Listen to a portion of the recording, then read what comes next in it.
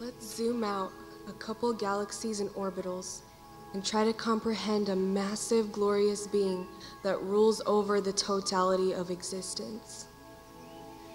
Let's strain our brain cells for a moment and picture a grand collision of all the thunder and lightning in the world explode in a striking array that leaves you confident nothing could ever be greater. And yet that concentration of immense energy could not even compare to the power of our Creator. His holiness and perfect justice are a match for absolutely no one. Nothing stands before him without trembling in awe and trepidation. And what drives this awesome King of Kings is a love that roars with passion and sings a melody that penetrates the deepest ocean. And what he does next is the most radically defiant course of action.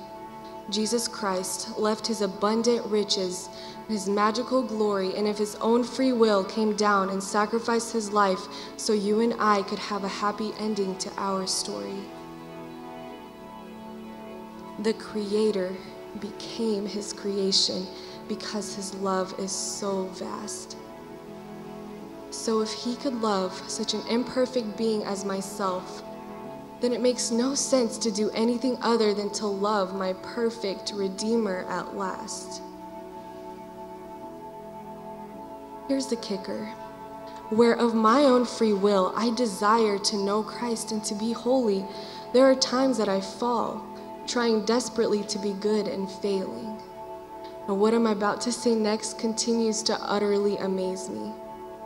Not only does he rescue us, but saves and sustains us with his infinite grace.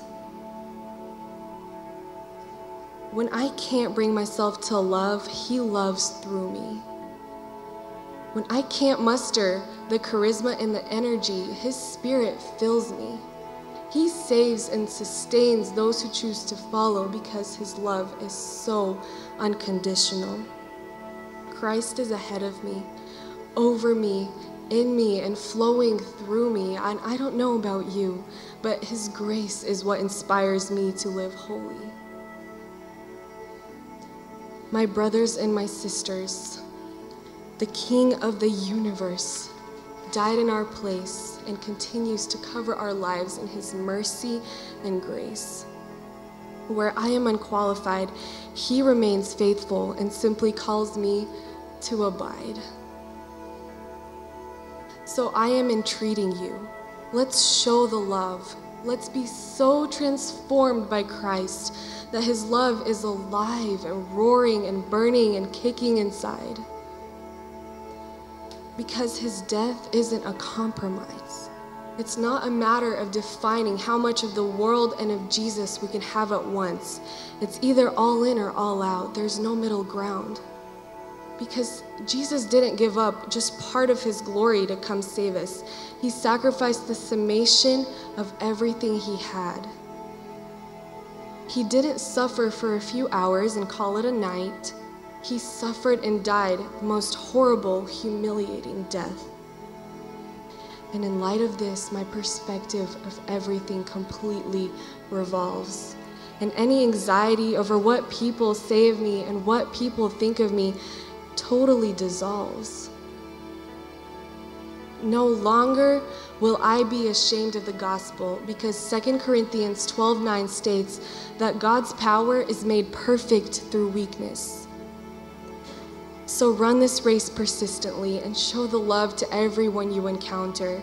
Go all in and scream the good news louder and louder. You are cleansed by his blood and justified. So when the enemy tells you you're not good enough, you can rest in the solid truth of what Jesus did for a world full of unqualified.